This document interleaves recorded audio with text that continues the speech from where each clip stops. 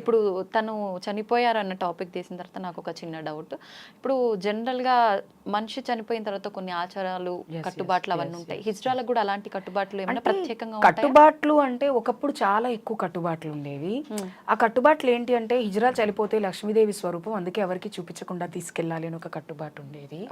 ఆ తర్వాత హిజ్రాలు చనిపోతే మగవాళ్ళు ఎవరు రాకూడదు అని ఒక కట్టుబాటు ఉండేది. అండ్ హిజ్రాలు చనిపోతే చీకట్లో తీసుకెళ్లే కట్టుబాటు కూడా ఒకప్పుడు ఉండేది. అది ఎందుకు అంటే అప్పుడు యాక్సెప్టెన్సీ తక్కువ మనమున్న సొసైటీలో. మన రోడ్డు మీద మన ఇంటి మనం ఒకళ్ళు గుమ్మ ముద్ద నడుచుకుంటూ వెళ్తేనే ఫీల్ అయ్యేవాళ్ళు డ్యూ టు ద డిస్క్రిమినేషన్ అట్లాంటిది.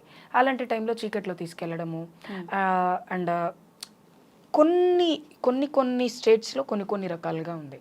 మన తెలంగాణలో ఇప్పుడు చావులు అయితే పగలు చేస్తున్నారు, ఎప్పుడంటే అప్పుడు చేసేస్తున్నారు. ఎందుకంటే మనం జనరేషన్స్ మారుతూ వచ్చాం. కానీ చీకట్లోనే చావులు చేసేవాళ్ళు అనేది మా పెద్దవాళ్ళు ఉంటారు కదా, మా నాని వాళ్ళు చెప్పేవాళ్ళు. ఏమనంటే చీకట్లోనే తీసుకెళ్ళాలి నాన్న అని చెప్పేవాళ్ళు. ఎందుకు అంటే అందరూ పడుకున్నాకే తీసుకెళ్ళాలి. అది కూడా టైమింగ్ ఉంటుంది. ఇప్పుడు ఆకాశం భూమి రెండు చూస్తే మధ్యలో కలిసినట్టే కనిపిస్తుంది. ఆ కలిసిన టైం ఏంటి? It's mid of a universe. And రాత్రి పగల్లో మిడ్ టైం ఏంటి? 2 o'clock. మేము ఏ పూజలు చేసినా రాత్రే చేస్తాం ఆ టైంకి, 2ంటికే. చావు కూడా అదే టైంకి తీసుకెళ్ళాలంటే పగలు రాత్రి కాకుండా మధ్యలో తీసుకెళ్ళాలి అనేది ఒక ఉద్దేశం ఉండేది. ఇప్పుడు రాను రాను కల్చర్ని భ్రష్టు పట్టించే వాళ్ళు ఎక్కువైపోయారు కాబట్టి. బట్ సీరియస్ థింగ్ ఈస్ చీకట్లోనే తీసుకెళ్ళాలి. వాళ్ళు ఇప్పుడు మాకు ట్రాన్స్జెండర్గా మారిన తర్వాత అర్ధరాత్రే పూజ చేస్తారు అమ్మవారికి. మా అమ్మవారికి అంటే అమ్మవారికి మనం సమర్పించుకునే ఒక పూజ ఉంటుంది. అమ్మవారి మెడలోంచి తీసిన నల్ల పూసలు మనకేస్తారు, అమ్మవారి దగ్గర పెట్టంటే మనం ఈ రోజు నుంచి అమ్మవారికి మనం డివోట్ చేసుకోవాలని వేస్తారు. అలాగే అమ్మవారి మెడలో వేసిన పసుపు కొమ్ము మన మెడలో వేస్తారు. అంటే అమ్మవారే మనకు సర్వస్వం. అమ్మ, నాన్న, తల్లి, తండ్రి, భర్త ఏదైనా మనకు ఆవిడే అనేటువంటిది ఒక కల్చర్ ఉందన్నమాట. అది ఆ టైంలోనే చేస్తారు. చావు కూడా ఆ టైంలోనే చేసేవాళ్ళు. ఇప్పుడు ఏమైపోయిందంటే వెసులుబాట్లు పెరిగినాయి. రాత్రి 2ంటికి తీసుకెళ్తే లేనిపోని కాంప్లికేషన్స్ క్రియేట్ అవుతాయని చెప్పి తీసుకెళ్ళండి. చావు పల్లకి కూడా ఏదైతే చావుది పల్లకి ఉందో అది కూడా ఓన్లీ హిజ్రాలే మోస్తారు. ఇప్పుడు అందరి చేత మోయిస్తున్నారు. ఒకప్పుడు మీ కొడుకు చచ్చిపోయాడంటే వాడు కొజ్జోళ్ళు అయిపోయినప్పుడే చచ్చిపోయాడు, ఇప్పుడు ఎందుకు మళ్ళీ వాడు సావుకి మేము రాము అని చాలా మంది తల్లిదండ్రులు వచ్చేవాళ్ళు కాదు. ఇప్పుడు వస్తున్న వాళ్ళ క్రిమేషన్ చేస్తానంటే చేయనండి అని వదులుతున్నాము. కానీ ప్రతి హిజ్రాకి ఒక కోరిక ఉంటుంది, చావు కూడా పెళ్ళంత సంతోషంగా వెళ్ళాలి అనేది ఉంటుంది. మా చావులు చాలా గ్రాండ్గా చేస్తారు. అందుకే చావులు మీరు గమనిస్తే ఎక్కడెక్కడ నుంచో దూర ప్రాంతాల నుంచి వచ్చి చావు తీసుకెళ్తారు. కానీ ఒక సాంప్రదాయం తప్పింది ఏంటంటే శవాల ముందు డాన్స్ చేయరు హిజ్రాలు చనిపోతే. మాతం అంటారు దాన్ని. మౌత్ అంటే ఒక సాడ్ థింగ్ని సాడ్గానే తీసుకెళ్ళాలి. ఇప్పుడేమో డప్పులు పెట్టుకుని డాన్స్ చేసుకొని తీసుకెళ్తున్నారు. కానీ హిజ్రాలు చనిపోతే చాలా మౌనంగా తీసుకెళ్తారు, చాలా మౌనంగా నిశ్శబ్దంగా తీసుకెళ్తారు. శబ్దధ్వని అనేది లేకుండా తీసుకెళ్లేవాళ్ళు కొన్ని సంవత్సరాల క్రితం. అది మళ్ళీ వస్తే బాగుంటుందని నేను అనుకుంటున్నాను. ఎందుకంటే పండక్కి చావుకి తేడా తెలియట్లేదు జనాలకి.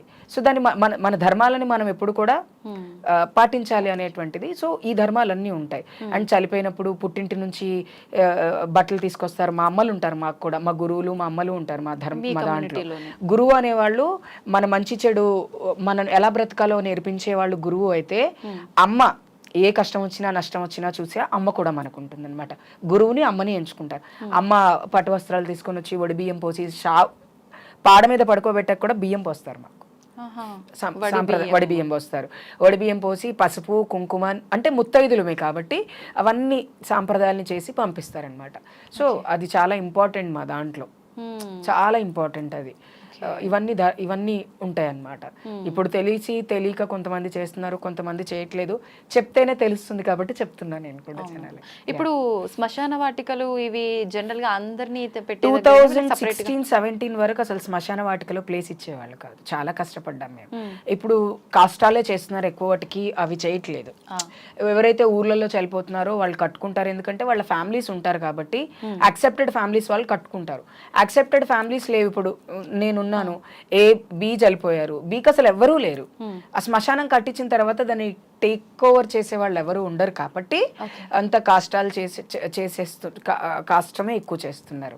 అండ్ ఎవరైతే ఫ్యామిలీస్ ఒప్పుకుంటారో వాళ్ళ ఫ్యామిలీస్ ఎలా అంటే మేము అలాగే చేస్తున్నారు. అది పద్ధతిని బట్టి చేస్తారు. ఓకే. జనరల్ గా హిజ్రాల్ అనగానే ఎలా ఉంటుంది ఆ సాంప్రదాయం? కాష్టమే ఉంటుంది. కాష్టమే ఉంటుంది.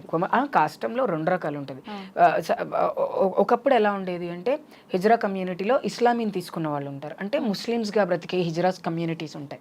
అంటే వాళ్ళు ముస్లిం పద్ధతులు, ఎందుకంటే వాళ్ళు ఆ నిజాం సర్కార్ కాలం నుంచి ఉన్నటువంటి వాళ్ళు కాబట్టి వాళ్ళు ముస్లిం పద్ధతిలో చేస్తారు. ముస్లిం పద్ధతిలో ఖచ్చితంగా డోలీలో తీసుకెళ్తారు, వాళ్ళని దఫన్ చేస్తారు కఫన్ వేసి. అండ్ హిందూ సంప్రదాయంలో ఇప్పుడు మా గురువు, నాకెవ్వరూ లేరు, మా గురువు పరంపర ఏదో నేను అదే పాటిస్తాను, మా గురువు వాళ్ళ గురువు పరంపర ఏదో అదే పాటిస్తారు. అలా పరంపర ఏదైనా మన గురువుల పరంపరను బట్టి ఏదో ఉంటుందో అదే పాటిస్తాం అందరం.